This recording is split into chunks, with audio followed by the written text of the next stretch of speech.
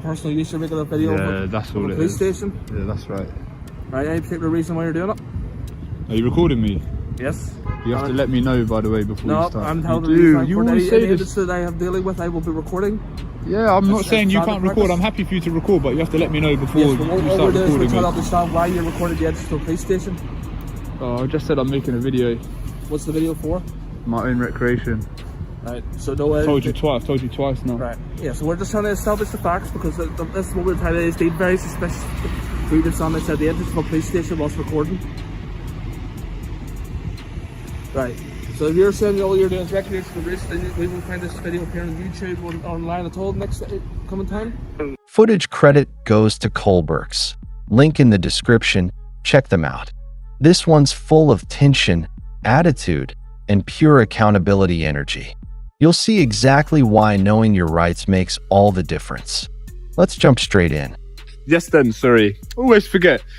Yeah, we just got dropped. The Uber literally just dropped us. That's the Uber as well. Big up the Uber driver, man. Good guy, great guy. Yeah, we just got dropped right outside the back of the Nick. So I guess that's what we're filming right now.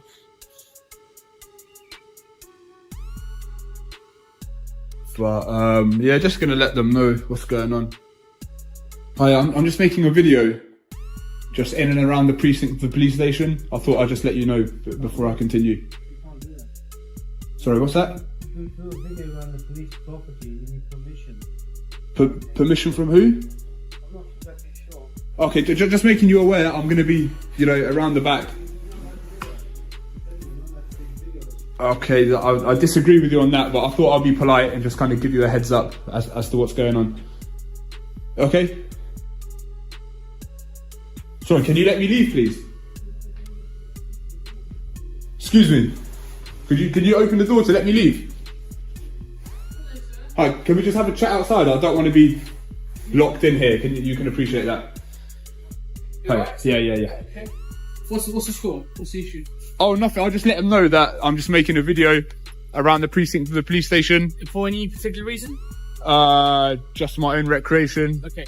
Technically speaking, that comes under realms of hostile reconnaissance. Okay, which you can get arrested for. Oh, so if I was you, I wouldn't do it, my friend. Okay, we're gonna disagree on that. I don't think that this is hostile reconnaissance. I don't think public photography is grounds for hostile reconnaissance. Yeah, but I don't see why people want to take a video of a police station.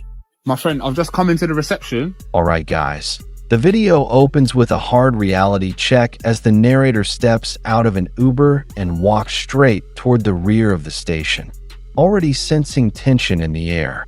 The moment, he politely informs staff that he is filming around the precinct, the mood shifts instantly. Instead of professionalism, he's met with pushback and a demand for permission that doesn't exist under public photography laws. As he clearly explains his intentions, the officer escalates the conversation with the heavy and often misused term hostile reconnaissance, trying to frame innocent recording as a criminal threat. The narrator stands firm, refusing to be intimidated, insisting that this is public photography, not espionage. Even as the officer suggests arrest and searches, the narrator challenges the logic behind those claims. He emphasizes that he came inside only to be respectful and notify them, yet they respond with suspicion instead of courtesy. The tension builds as the narrator asks to leave the reception, only to find himself momentarily blocked, adding a sharp unease to the encounter. The officer's refusal to identify himself marks the first red flag. Okay. Let you know that I'm taking a video and you're saying hostile reconnaissance. No, I'm not saying that. I'm just advising you. It feels like you're trying to intimidate me or something, arrested, this and that. No, I'm just saying. So let's have a chat without using these terms, yeah? Because no, that's what I'm trying. I'm not intimidating you. I'm just having a word. Well, I feel intimidated when you're talking about arrest and this and that. Like, am I a criminal? Like, I appreciate you coming and ask permission, but Okay. I'm advising you. Usually, what happens is if people start taking videos of police stations and stuff, you can get searched under Section 1. You can get searched under the Terrorism Act. yeah, but you'd need to have grounds. You'd have to have reconnaissance. grounds to do it. Well, you clearly don't think it's hostile reconnaissance. Well, you can be, but Would you identify looking at yourself, you, please? Identify myself doing what? Sorry. You're a police officer. I am a police So officer, yes. would you please identify yourself? I'm a police officer, that's all you need to know. So you don't have to say your name, your number, what station you're attached at. You can see my It's not number. very professional, Mr. Barty. I'm not searching you, sir, so why should I No, but need to regardless, give you details? if a member of the public asks you to That's fine. identify You yourself, obviously want to get in an argument. I don't want to get into an argument. I'd just like you to kind of That's fine. conduct yourself No, more I'm just professionally. You want to crack on, do what you want. Alright, I'm gonna film. Where do the cars come in and out of? Sorry? Where do the cars come in and out of? Any particular reason? I just want to get a shot of a car coming out. That's national security, sir. That's registrations of police vehicles. You shouldn't be taking them. Yeah, well, if they're in public, I can film them. Alright, I'm just gonna be round the back, yeah? Alright, so he didn't want to identify. Where do the cars come in and out of? Round there, yeah? Yeah, he didn't want to identify. Apparently me asking him to identify is me prompting an argument. So I'm not sure whether I agree with that. Does the police officer have to identify regardless of whether they're stopping and searching you or what? Does a police officer have to identify, like, irrespective of whether or not they're searching you? I'm sure they always have to identify, right? Irrespective of whether or not they're stopping you, they've got a, yeah. So I've asked him to identify. As the timeline presses forward, the narrator steps outside and redirects his focus to the back gate, analyzing how vehicles move in and out of the station. He highlights how the officer accused him of provoking a conflict simply by asking for identification, raising the question of whether police are committed to transparency or merely control. The narrator reflects on the legal requirement for officers to identify themselves, noting that this obligation should not depend on searches, detentions, or stops. Instead of receiving clarity, he gets defensive behavior and irritation, exposing an uncomfortable truth about how some officers react when the public holds them accountable. The documentary tone intensifies as he continues filming the rear area, pointing out that he'll resume once there's activity, setting the stage for the next confrontation. This pause is loaded with tension, emphasizing a moment of calm before a predictable storm. The narrator's calm posture contrasts sharply with the officer's agitation. By now, viewers can sense how something as simple as a camera destabilizes the entire environment. The silence hanging over the back gate becomes a countdown. Identify himself. He didn't want to do that. So anyway, this is the back gate. I'll pick this back up when we've got some activity.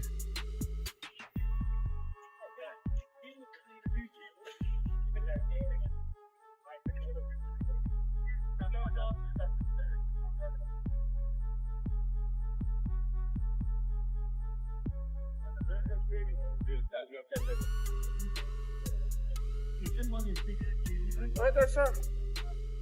Can I understand why you're recording the entrance of a police station? I'm just making a video, What's the video for? just my own use. Right, your own personal use. You're making a video Yeah, of that's a all it police is. station. Yeah, that's right. Right, any particular reason why you're doing it? Are you recording me? Yes. You have to let me know, by the way, before you No, start. I'm telling you you, do. You always say this. that I have dealing with, I will be recording.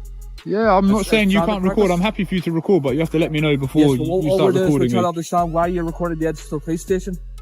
Oh, I just said I'm making a video. What's the video for? My own recreation. Right, so no way. I've told you twice now. Right, yeah, so we're just trying to establish the facts because this moment in time is deemed very suspicious. Read this on, they said the entrance of a police station whilst recording.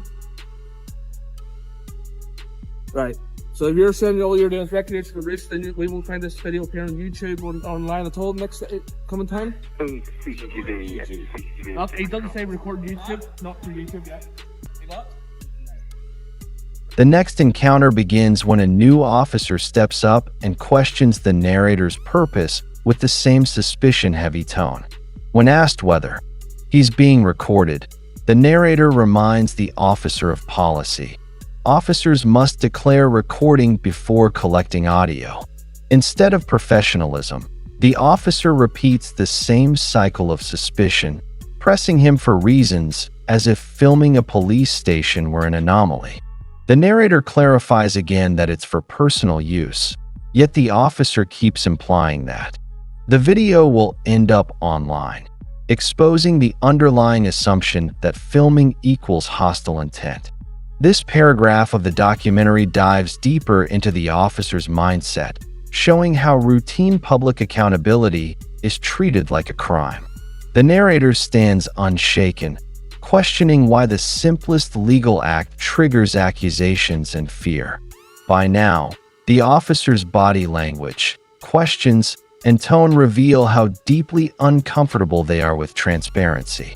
The viewer feels the weight of this discomfort as the officers begin circling with the same tired narrative: suspicion over a camera, suspicion over recording, suspicion over curiosity itself.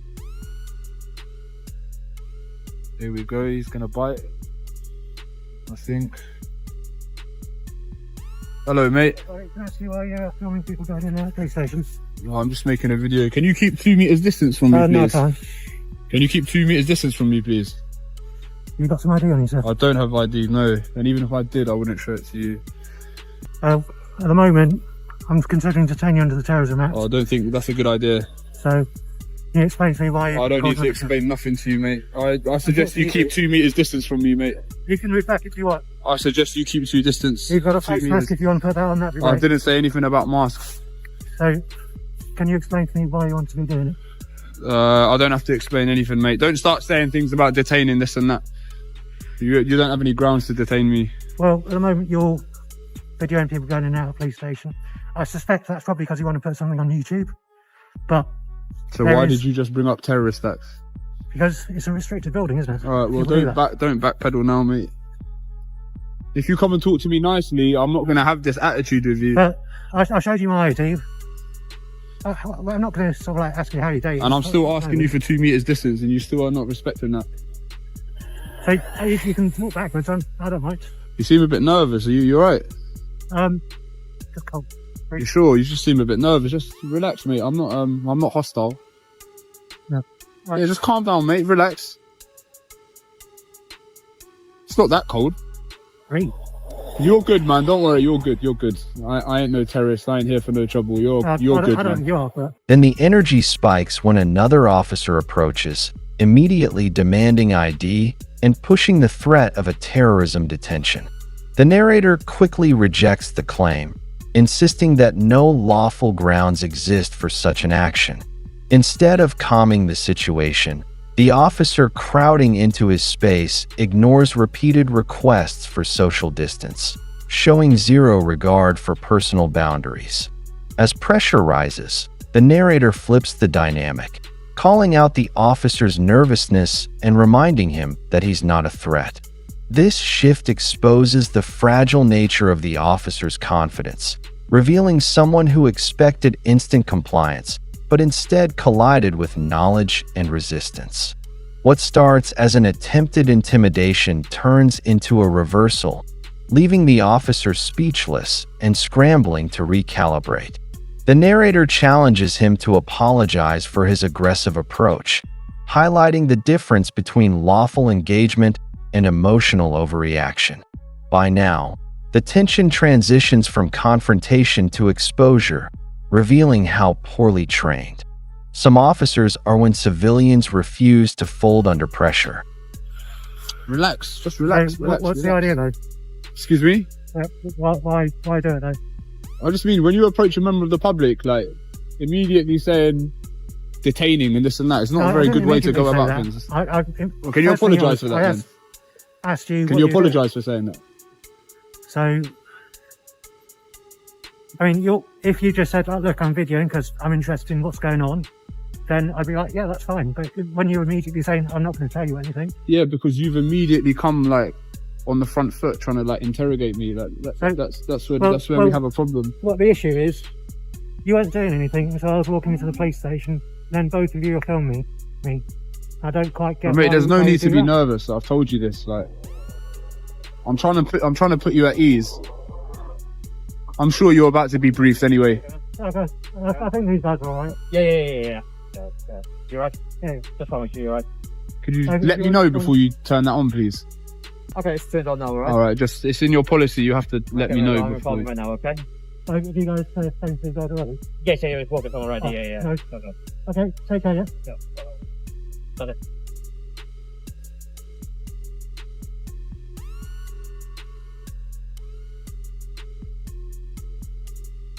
Look, people, they're recruiting.